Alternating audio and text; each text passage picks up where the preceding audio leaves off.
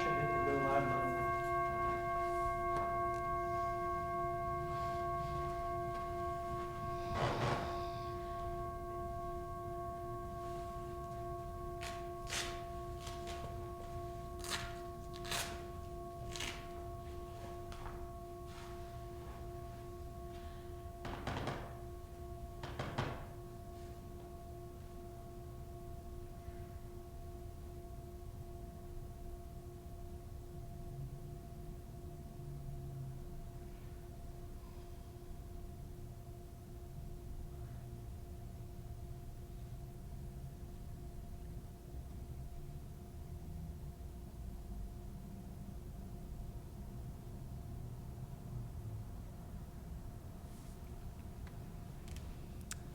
Hello, welcome everybody to Dharma Punk Seattle. We'll be talking about the second noble truth. The last time we met up, we did the first noble truth. The second noble truth is there's a cause to suffering. So if you recall last time, there is suffering. We're changing it slightly. There's a cause. Again, I like to point out how maybe obvious some of these statements might be. There's a cause, there's an end, apparently, there's a path. These all seem pretty easy, and yet, what would our lives be like if we knew the cause of our suffering? You know, we can say, oh, of course there's a cause to suffering. But if we truly understood the cause, what is the likelihood that we would still suffer? And so, you know, that's one of the big reasons why I continue to return to the Four Noble Truths as one of my core practices, because I still suffer. And until I get to a point in my practice where I can say there's no suffering, that means I don't understand it. And that means I have to look at these simple phrases. What is the cause? Where is the cessation? Where is the end? What is the path? I have to keep re-looking at these little tiny things in order to get to the bottom of it. And so, what does it mean when the Buddha says there's a cause to suffering? In Buddhism, it all simmers down to craving. He'll point to a lot of like different branches of craving. You know, greed, hatred, delusion are little branches that come off of the craving. You know, if you're wanting to put some more branches on it, you could put impermanence, unsatisfactory, and impersonal. But all of them kind of at their core, at their very core, come from craving. And so much about, I think, the second noble truth, there's a lot that we have to do to better understand the way that how we associate words with what is intended or what is meant in Buddhist practice. And so I think prior to coming into my practice, when I heard the word craving, you know, what I thought of was like a craving for a drug, a craving for like a cigarette, you know, a craving for some ice cream where it's like that itch that is like really intense and I just want it and I just need it. And craving in Buddhism is so much more broad. You can sometimes see it being synonymous with just desire, with just wanting. I like to split these things apart because I think it can confuse maybe people who are newer to practice. They're like, wait, what? I'm not supposed to just like want anything? Like that sounds insane. So being able to have some split in between, okay, yes, there's a difference between craving and desire. desire being like, I can want something, but also if I don't get it, it's not going to be the end of the world. And craving being the I must have it. And if I don't have it, then, fill in the blank, suffering. So some other key terms that I feel like are important to understand before I go more deeply into the talk today is sensual desire, sensuality.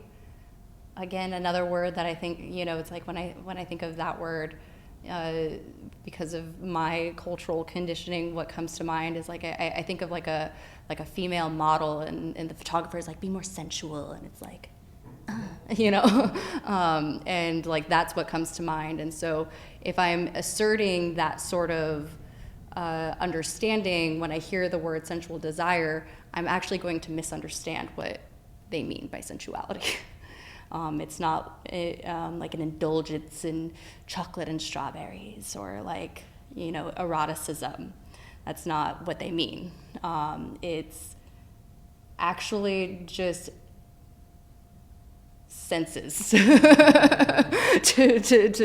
like being affected by the senses, right? That it's in the word sense, so through we receive craving through our six senses, right? And that's what sensuality means. It's anything that we make contact with that we experience through the six senses. And so that is going to be one of the big words that is going to be talked about today, in honor of Ajahn Chah's death date was last Friday. And I felt compelled, even though I feel like I had a talk prepared for this, to let Ajahn Chah sort of take the floor tonight, as an homage to where all of this comes from. I think it's important for me and the community to recognize that this comes from somewhere. And Ajahn Chah specifically, I often wonder, would we have Buddhism today here in the West if not for Ajahn Chah? I think of, all of the Buddhist influences in mental health, all the theoretical approaches that were developed, would those exist maybe if not for Ajahn Chah? I don't know. Maybe that's a big step, but he was very big and instrumental in taking Theravada Buddhism, redeveloping it in Thailand through the Thai forest tradition, and throwing the Dharma like confetti all across the world. So if not for him, I don't know that there would be, name any Western teacher. They wouldn't. They just wouldn't. They all kind of originate from him, at least in the Theravada tradition for the most part. The Jack Cornfields, the Ram Dasses, all have major influence from him. So with that, I will read later a little bit from this book called Food for the Heart. It's not a book he wrote.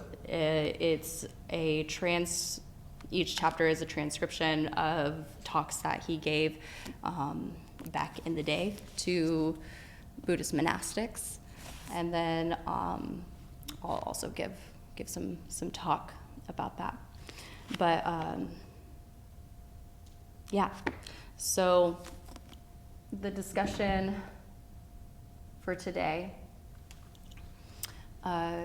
just with this understanding, I really want to bring this idea of of craving and sensuality and start taking it more into everything, right? It's not just like physical things. Like I want a cake, I want a pizza.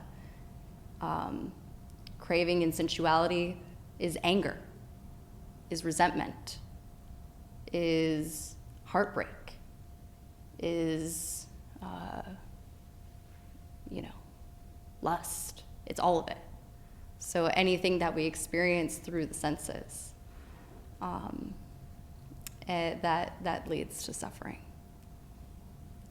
So with that understanding, I'd love to just have more of an open form discussion about what does that mean to you?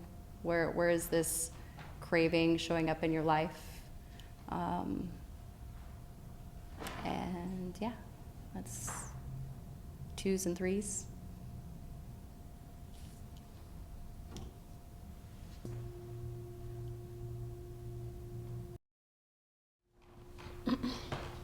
All right, let's meditate.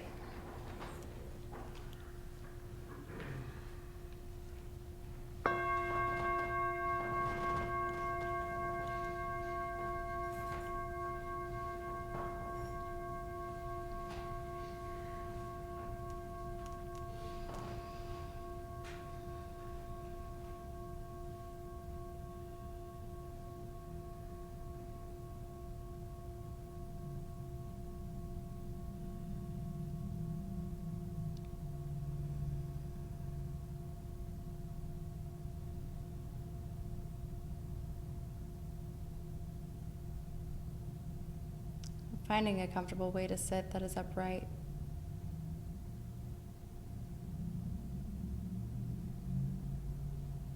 Drawing the lumbar in.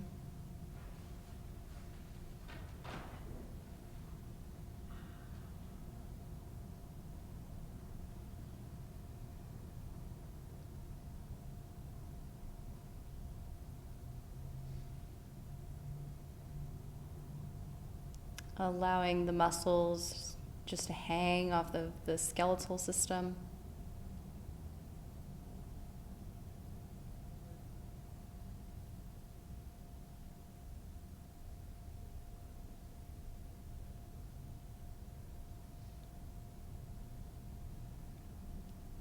Bringing attention to your face, relaxing the jaw.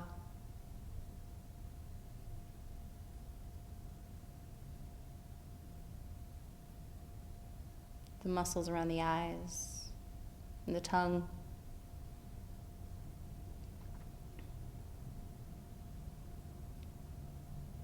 Bringing the attention to your breath, wherever you find it comes and goes most easily.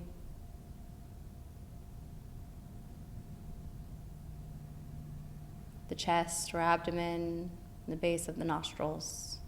Picking one of those places and sticking with it.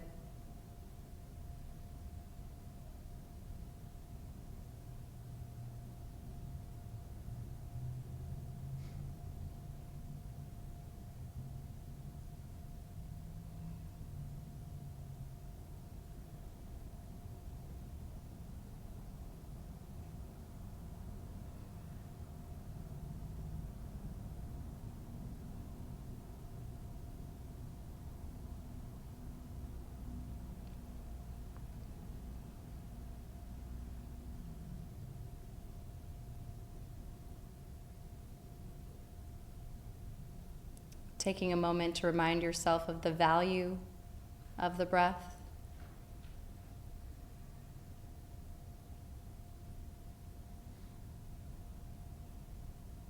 Through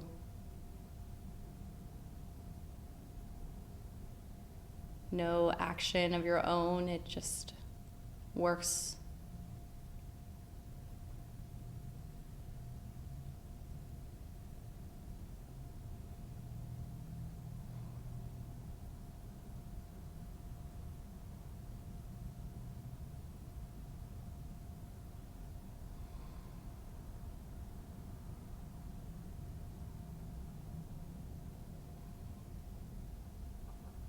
attempting to observe it in an endearing way.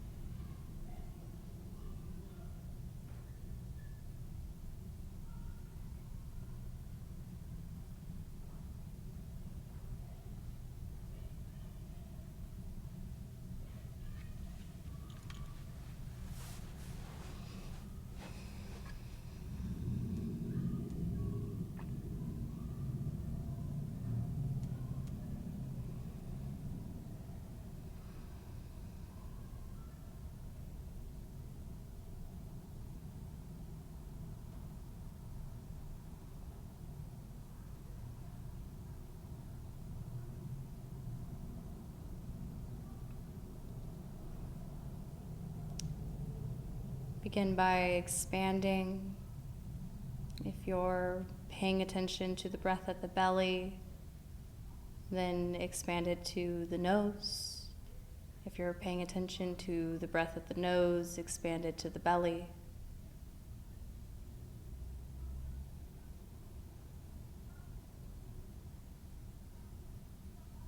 And just follow the breath going to and fro from each space.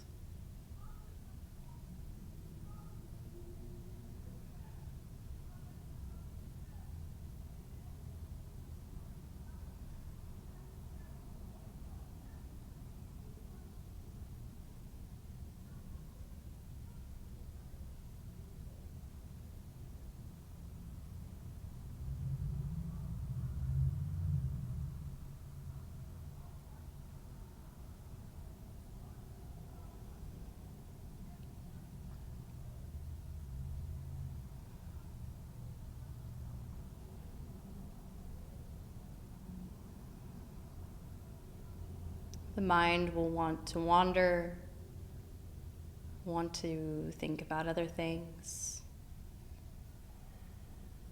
And this is okay, that's what the mind does.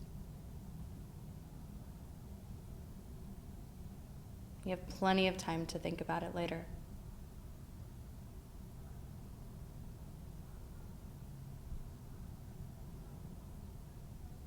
Practice gathering the attention around the breath.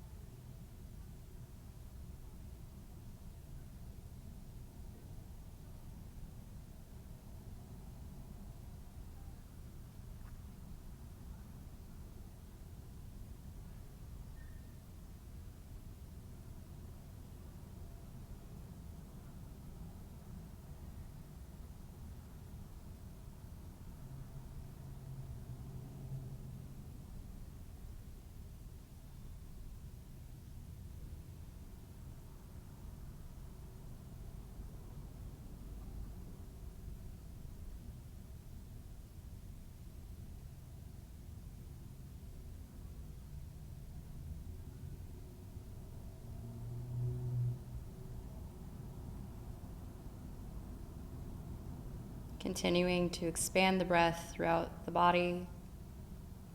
On the inhale, the breath moving up, out the top of the head.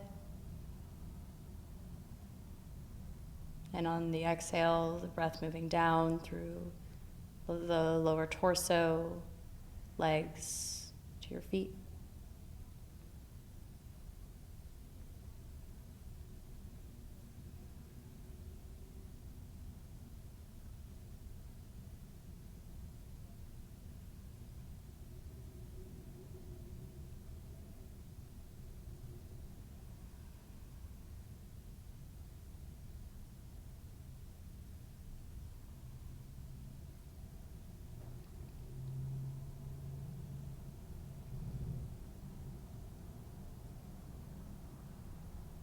Continuing to gather the awareness, the space that is always here and is maybe more us than our thoughts.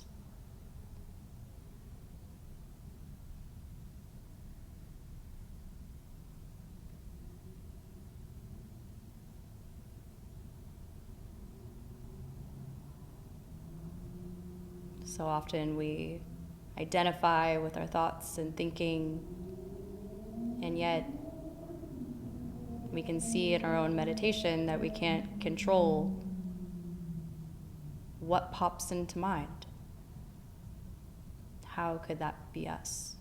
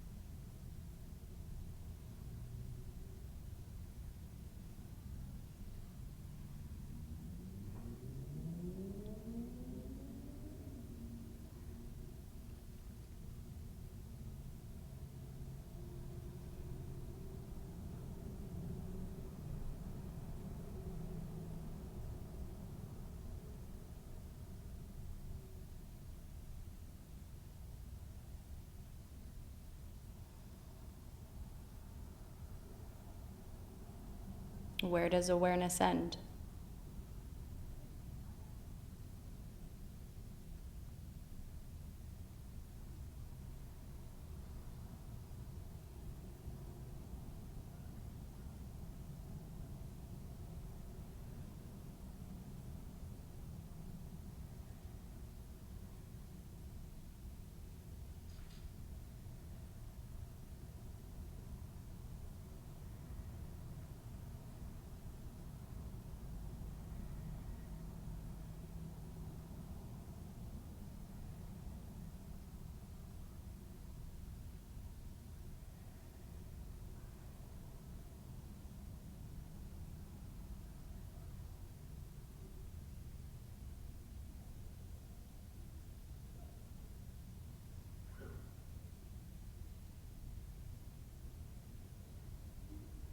If you're having trouble continuing to breathe in and out of the whole body, attempt to adjust your energy. Sometimes we're trying too hard and we need to relax and throw in some kindness. And sometimes our energy is too lax and we need to recollect our intentions,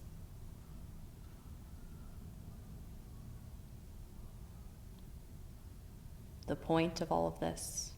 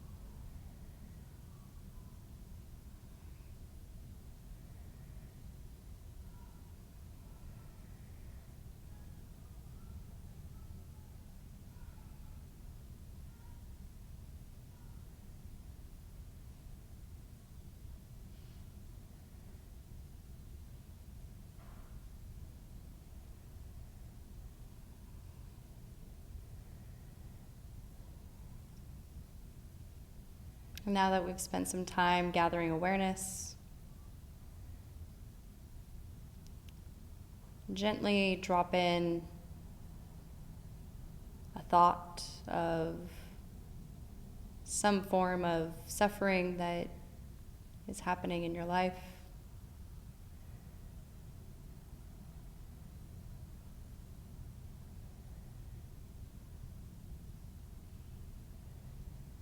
Recollect it.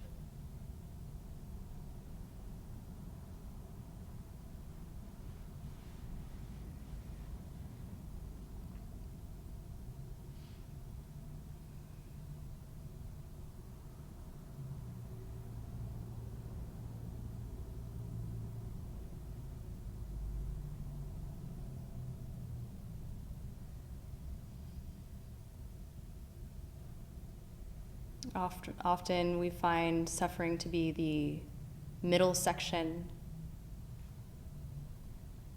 but there was a cause created by craving. Craving for what?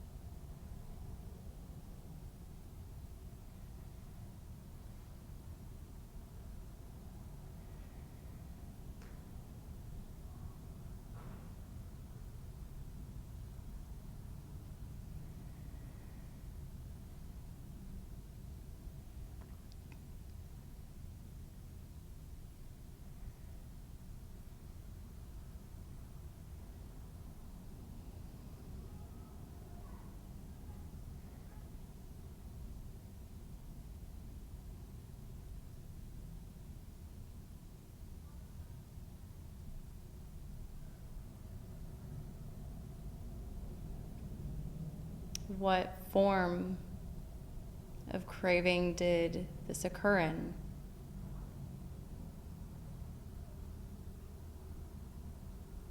Craving for more, greed, craving for pleasant,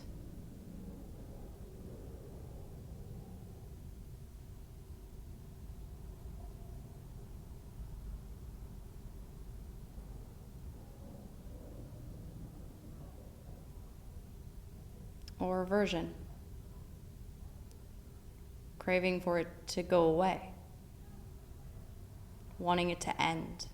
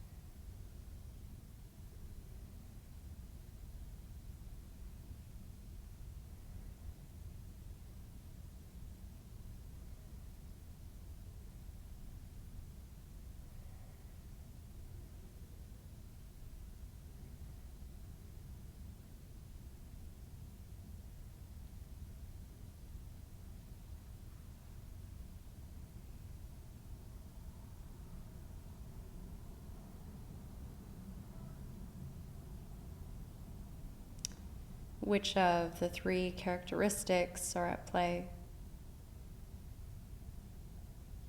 Is it unsatisfactory?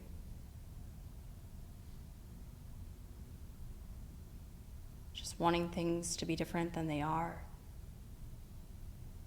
Not accepting reality for what it is? Non-acceptance?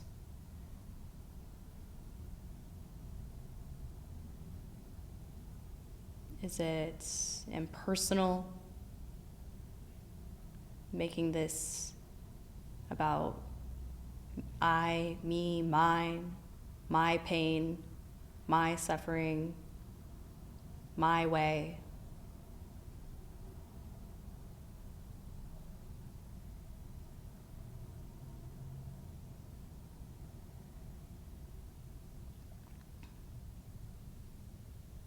Or is it thrashing against impermanence? The Buddha says that everything is impermanent.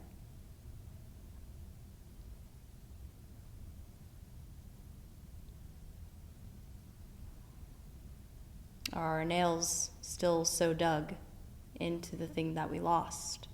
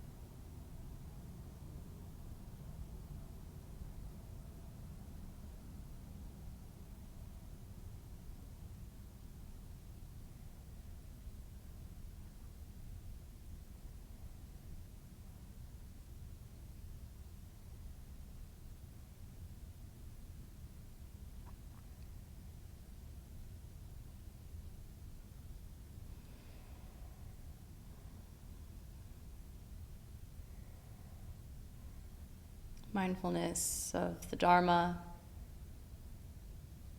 mindfulness of reality. It's the fourth foundation of mindfulness.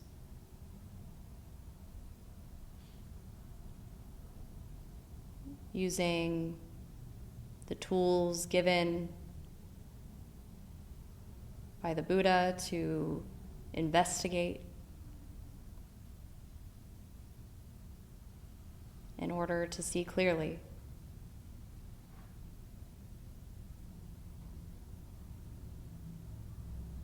Until we truly understand the cause, it will be difficult to change.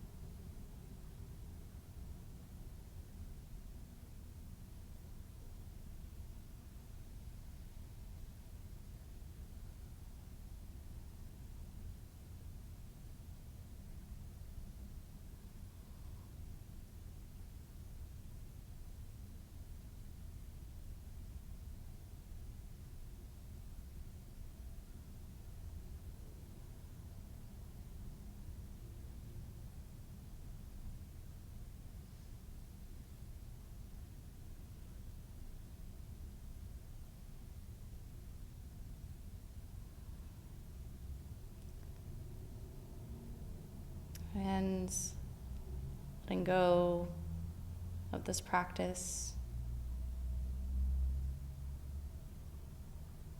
whether that's just gently placing it back up on the shelf to come back to later, or saying goodbye forever, and turning the attention toward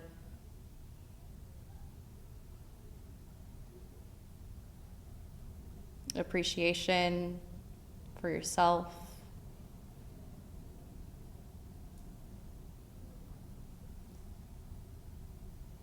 thank you,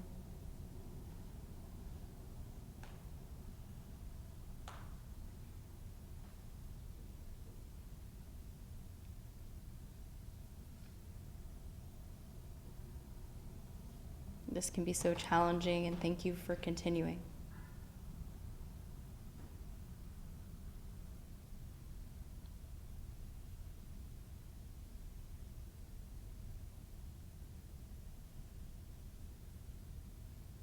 I know it's hard. And thank you.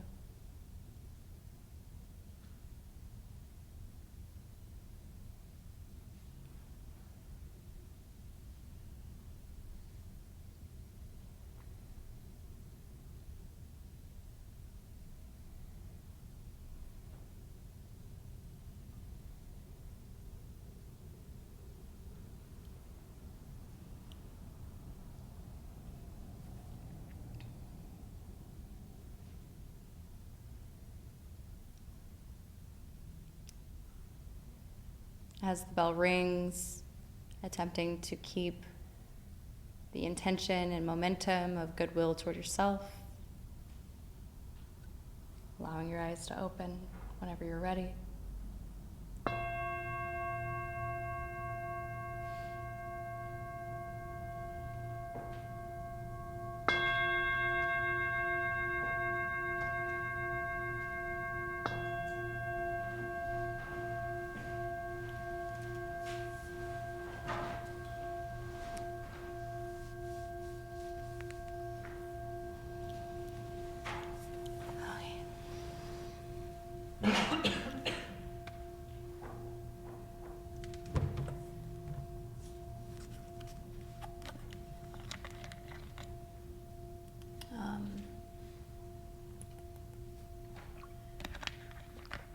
Did anybody notice the cause of some suffering wasn't somebody else?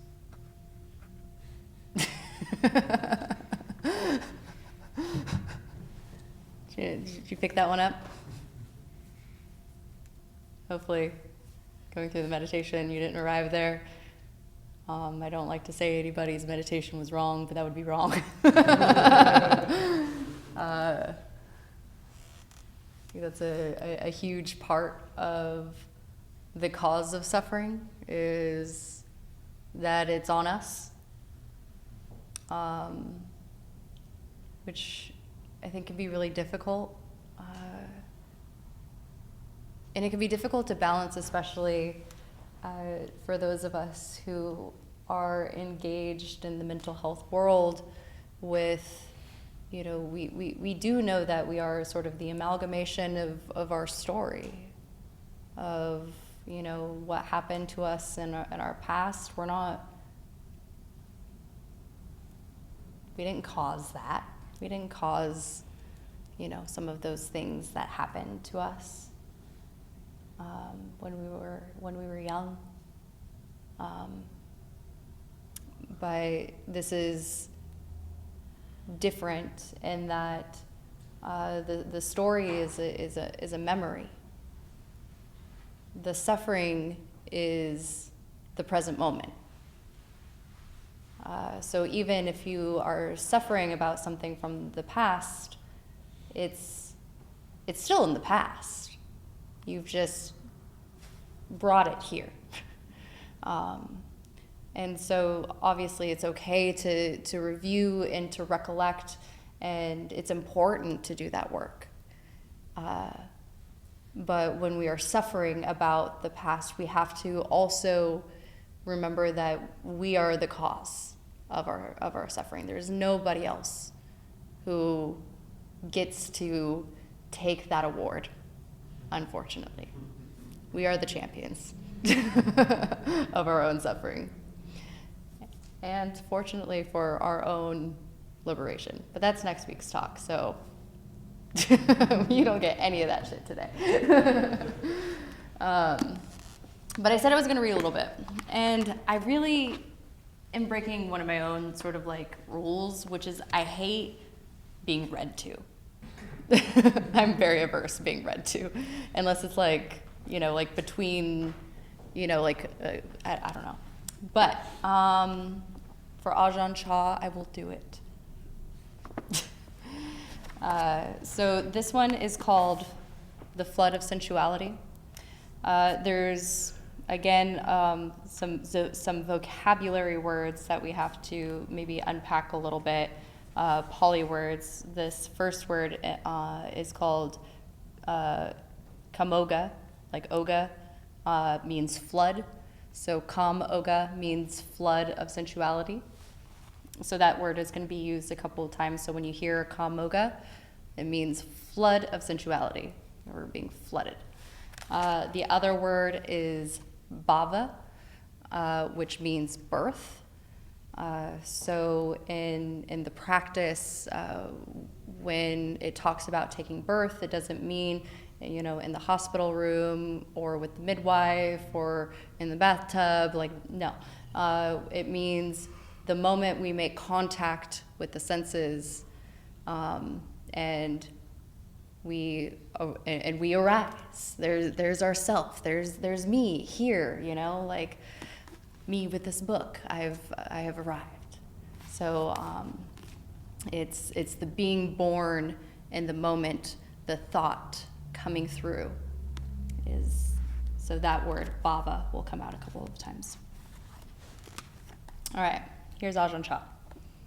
Kamoga, the flood of sensuality, sunk in sights, in sounds, in smells, in tastes, in bodily sensations, sunk because we only look at externals, we don't look inwardly. People don't see themselves, they only look at others. Everybody else they can see, but not themselves. It's not such a difficult thing to do, it's just that people don't really try. For example, look at a beautiful woman. What does that do to you? Just look within your mind. What is it like to see a woman? As soon as you see the face, you see everything else. Do you see that? The eyes, just a little. The eyes, just a little bit, and then the mind sees all the rest. Why is it so fast? It's because you have sunk in the flood. You are stuck in your thinking and fantasizing. It's just like being a slave. Somebody else has control over you. Then when they say, For you to sit, you've got to sit. When they say you've got to walk, you've got to walk. You can't disobey them because you are their slave. Being enslaved by the senses is the same. No matter how hard you try, you can't shake it off. And if you expect others to do it for you, you are really going to get into trouble. You must shake it off yourself. Therefore, the Buddha left the practice of Dhamma, the transcendence of suffering, up to us. Take nirvana, for example. The Buddha was thoroughly enlightened, so why didn't he describe nirvana in detail? Why did he tell us to practice and find it for ourselves? Some people really worry about this. If the Buddha really knew, they say, he would have told us. Why would he keep anything hidden? This sort of thinking is wrong. We can't see the truth in that way. We must practice, we must cultivate in order to see. The Buddha only pointed out the way to develop wisdom. That's all. He said we must ourselves practice. Whoever practices will reach the goal. But the path which the Buddha taught goes against our habits. Frugality, restraint, we don't really like that. So we say, show us the way. Show us the way to nirvana so that those of us who like it easy can get there too. It's the same with wisdom. The Buddha can't show you to wisdom. It's not something that can be simply handed out. The Buddha can show the way to develop wisdom, but how much of it you develop depends on the individual. Since merit and accumulated virtues of people naturally differ, the realization of Dhamma is sometimes slow, sometimes fast. The Buddha and his disciples all practice for themselves, but even so, they relied on teachers to advise them and give them techniques and practice. Now, when we listen to the Dharma, we may want to listen until all our doubts are cleared up, but they'll never be cleared up by listening. Doubt is not overcome by simply listening or thinking. Listening to Dhamma alone does not lead to realization. Some practitioners get bored, fed up, tired of the practice, and lazy. They can't seem to keep the Dharma in mind. Yet, if they get scolded, they'll hold the reprimand for ages. They may get scolded at the beginning of a rains retreat, and even after the retreat has ended, they haven't forgotten. As long as they live, they won't forget, if it goes deep enough. But when it comes to the Buddha's teachings, telling us to be moderate, to be restrained, to practice consistently, why don't people take these things to heart? Why do they keep forgetting? I thought that was a really funny one. It's like, yeah, that's pretty accurate. I'm very good at remembering my resentments, but trying to remember to practice?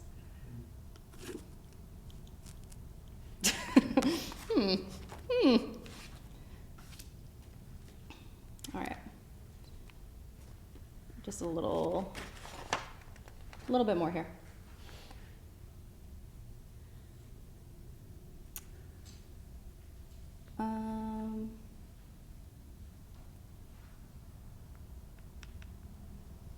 Sorry.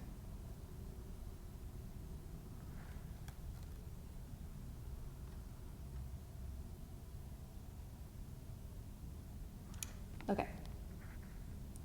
People cling to bhava. So remember, bhava is that word of being born. They cling to wanting to be born into something. They depend on bhava. If they cherish bhava, this is birth. And if they fall into suffering over the same thing, this is also birth. As long as we can't let go, we are stuck in the rut of samsara, spinning around like a wheel. Look into this, contemplate it. Whatever we cling to as being us or ours, that is a place of birth. There must be a bhava, a sphere of birth, before birth can take place. Therefore, the Buddha said, whatever you have, don't have it. Let it be there, but don't make it yours. You must understand this, having and not having. Know the truth of them. Don't flounder in suffering.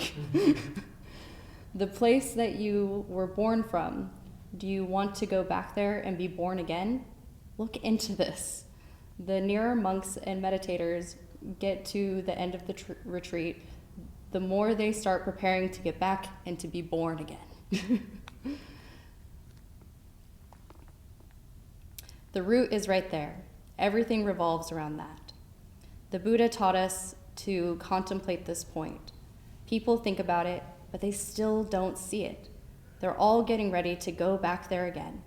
They know that it wouldn't be comfortable in there, and yet they want to stick their heads right in to put their neck in the noose once again. Even though they may know that the noose is really uncomfortable, they still want to lay their heads in it. Why don't they understand this? It's a great question, Ajahn Chah. Last couple of paragraphs. I didn't learn these things from anybody else. They occurred to me in the course of my practice.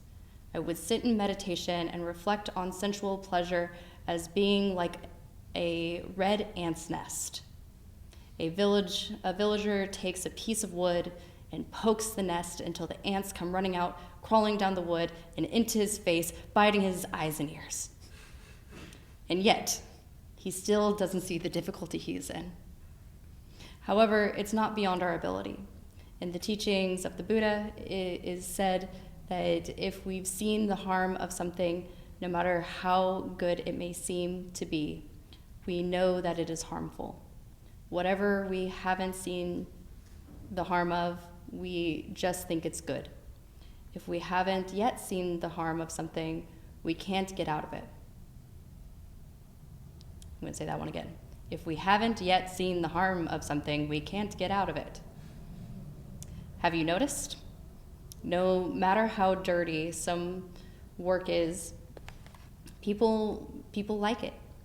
This work isn't clean, but you don't have to pay people to do it. They'll just gladly volunteer. With other kinds of dirty work, people won't do it even if you pay them a good wage. But this dirty work, they'll submit to it gladly. You don't have to pay them. It's not that it's clean work either. So why do people like it?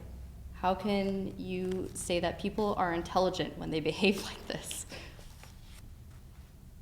Consider which path you will choose. At each moment, you stand at the crossroads between the worldly way and the Dharma way. Which way will you choose? The choice is yours to make. If you are to be liberated, it is at that point.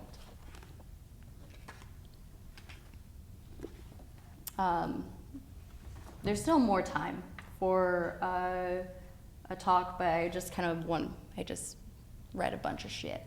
So if anybody has anything that they want to just jump in on before I keep going, please do.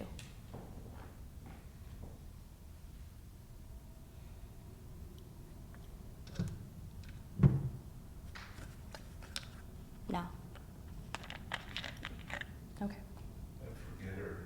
That fucking forgetter. This is old time when I used to always talk about having a built-in forgetter. I always do it. Yeah. So, I mean, and I think it makes it so obvious in some ways that it boils down to craving, right? Because all of the things that are easy to remember, don't typically feel very good. I think one of the things with people remember a harsh reprimand, but they don't remember the lesson that they're looking for. Mm-hmm. But the lesson they're looking for in this context is their own responsibility. All following that, learning that, being that is your responsibility. Whereas if somebody, calls you out on your shit, oh, we're enemies now. Right. This was a negative thing, and it's your fault. Yeah. You point the finger. That's your responsibility. You did that to me. Mm-hmm. Anything like that is that fault. That person, that thing, whatever that is, that memory. Yeah. Yeah. it leaves zero work to do. It's very easy to say that this is somebody else's problem. Yeah. And you know, it's this practice is so both and in that way, right? Where it's like we talked about in the beginning how simple these phrases are. Like this is all you have to do. All you have to do is understand there is suffering, there's a cause to it, there's an end to it, there's an eightfold path. And yet, it's like the fucking hardest shit ever to do that, to truly do that. In the meditation, you know, I in the intro I talked about sort of the web, the tree of the cause of suffering, and so craving being sort of brought out into two main categories: wanting more of it, or pushing it away.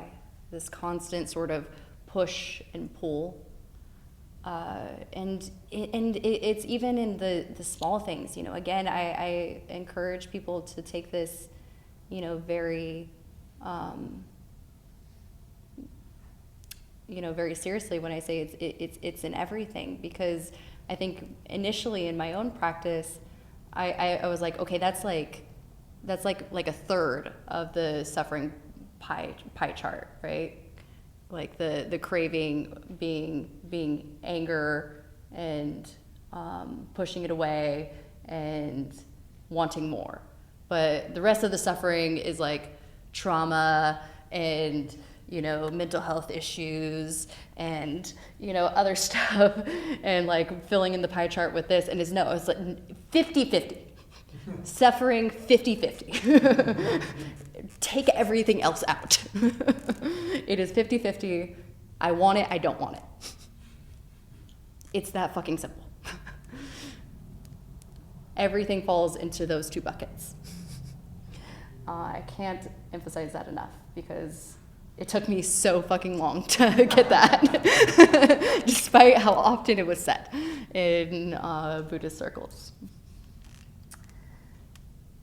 And then impermanence. I feel like I've talked about impermanence a lot, so I'll probably sort of glaze over that one. But when we go into our investigative practice, when we're starting to look at suffering, you know, those are the two things that we can look for. Is it something that I want more of? Is it something that I don't want? And to develop a further understanding, looking at what we call the three characteristics, starting with impermanence. Am I thrashing my body against something that is impermanent?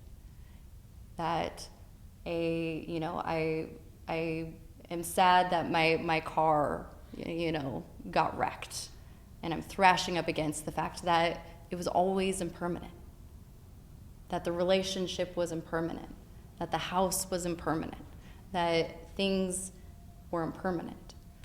And through our ideas and through our perceptions, we have created a story and a narrative of when that impermanence is going to be in the future, after death or something. But that is something that we made up subconsciously, probably. We probably didn't like sit down and, you know, we buy our car and I'm going to think about, okay, so when is this going to be impermanent, right? Like we just decide when I'm done with it, obviously. When I'm done with it.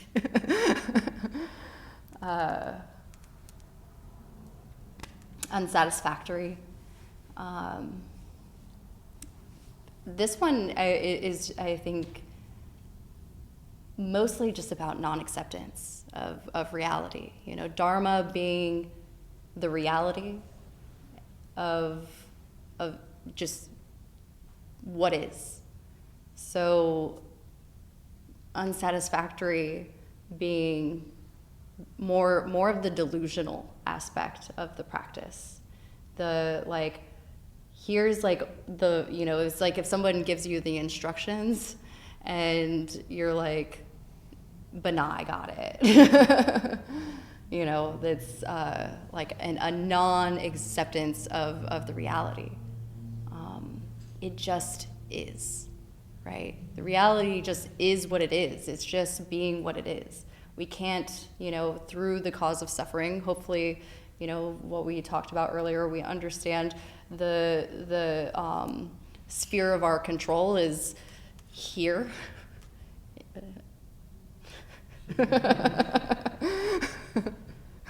Vogue. And it's so not being able to have control of things outside of us. You know, codependency, I think, is a big part of unsatisfactory. People not acting the way that we want them to, right?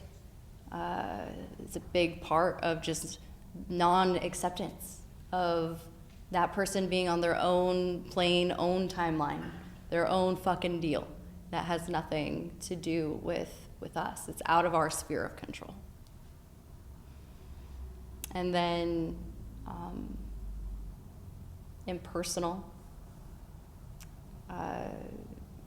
I said somewhere in the meditation, I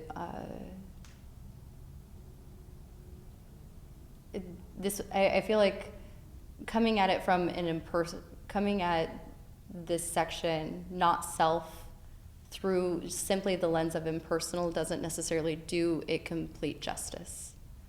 Impersonal is a big part of it, you know, like we don't want to take shit personally. You know, it's not personal, again, that people aren't acting the way that we want them to. But this whole part that Ajahn Chah was talking about bhava, about becoming, that is really where this self part is trying to point us. It's trying to point us towards not taking birth through the senses in every single moment, not being pulled by this sway of craving and aversion, you know, needing to repel everything that we don't like, and you know, being born out of that.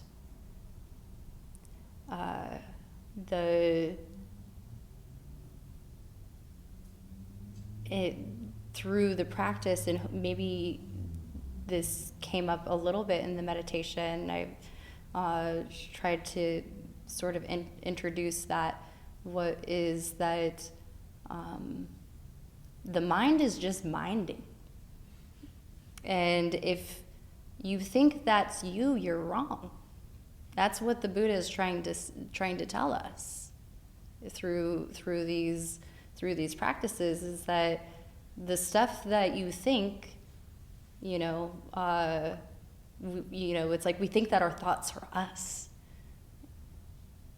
and yet the practice is trying to take us, you know, like the thought comes up and it's trying to take us and bring us outside of that, so that way we can just be the observer of the thought that arises. What happens is we get sucked into it, right? We get flooded by it. the flood happens, and there we are. We're born again. And so when they talk about, you know, like what is nirvana, it's just not being born. It's staying in this place, this steady place of awareness long enough, so that way we can just let whatever is coming through the senses, whether it's, you know, somebody insulting us, whether it's wanting a cookie, whether it's wanting sex, whether it's, you know, like whatever is pulling us, and we can still have all of those things. But we're not being, like Ajahn Chah was talking about, we're not being a puppet to this push and this pull. We can make the executive decision around the heartbreaks and around the impermanence.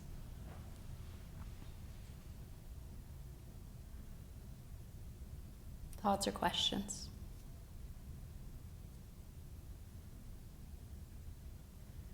That was interesting what you said, the unsatisfactory part. I really looked at it that way. I was kind of thinking of it as, like, 'cause I try to look at that lens, right? Permanent, satisfactory, and so Impersonal. person.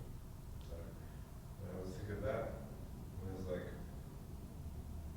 in wine or whatever, like that lens of things, right? But I was thinking of that one, the chapter is like don't be surprised that things are going to go my way. Mm-hmm. If I'm going to walk out the door, something's going to piss me off, or it's like, so just don't, that I kind of think of like, don't be surprised that, Yeah.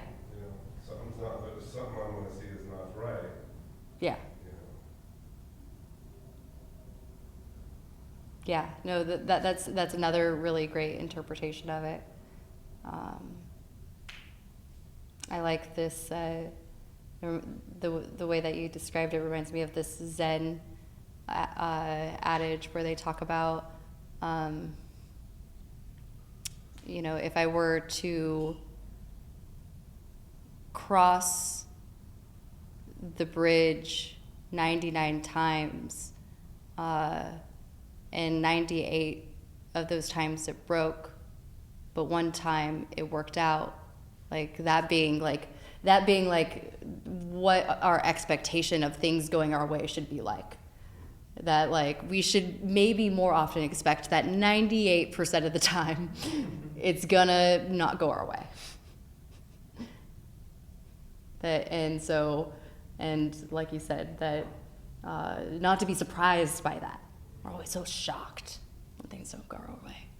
We're so mad. But I perceive things aren't going my way. Yes. Yeah. And the world is just being worldly. I think one of the ways that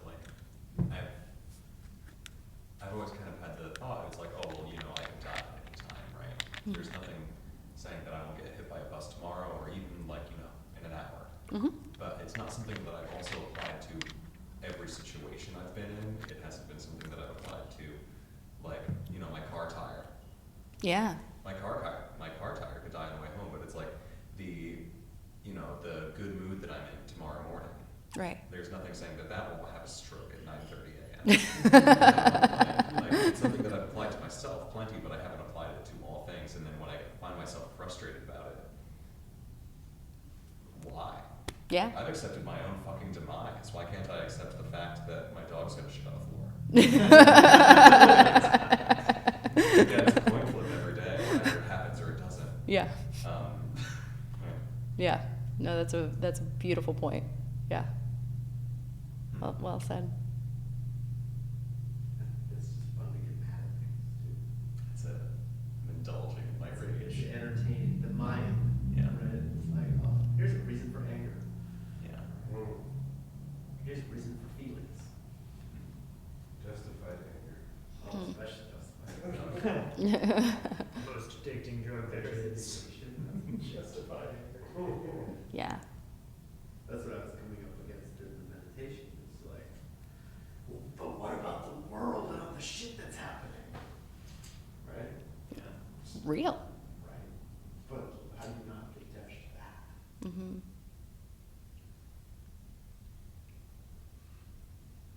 Okay. Difficult.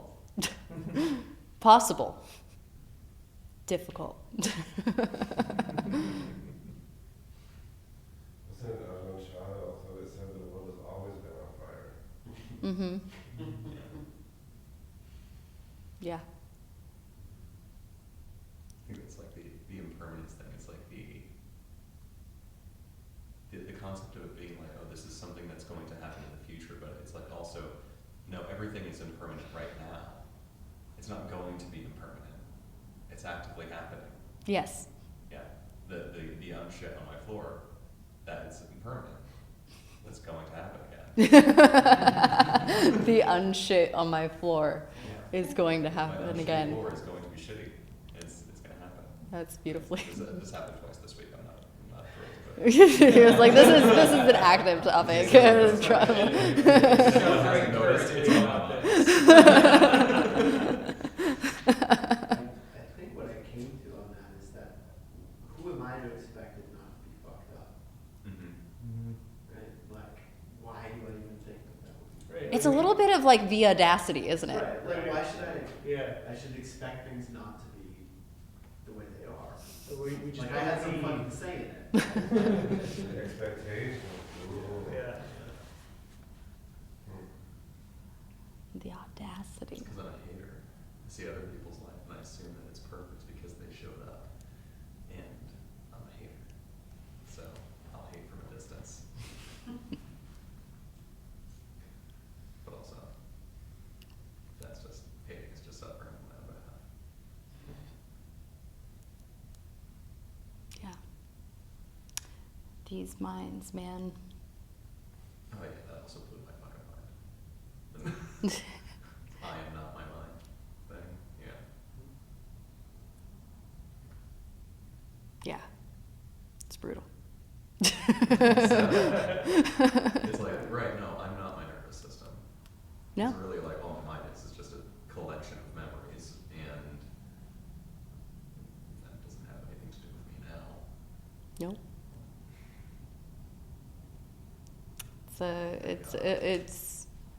It's both like I feel like can be scary, but also hopefully such a relief too, that we're not our thoughts. Yeah.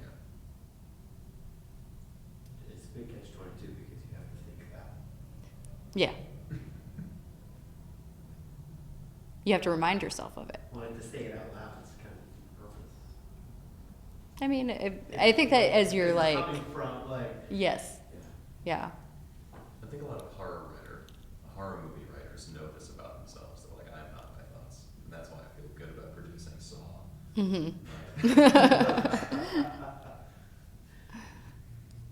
Yeah, yeah.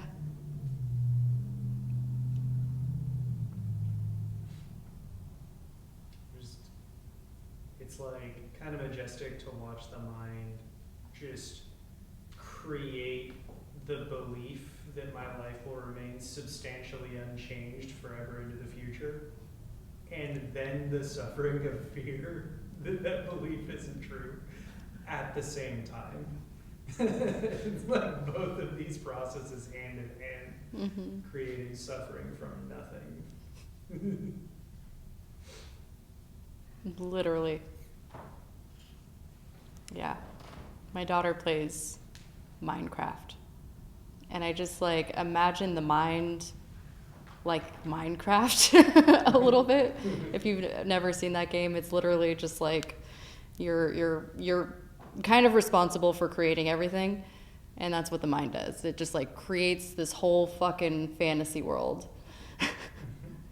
And learning to take this whole step outside of that, to sit in the seat of awareness. That's a term that they use a lot, to sit in the seat of awareness. And you know, like your Minecraft world is still there, but you're just the person playing the game, right? You're not like in the game.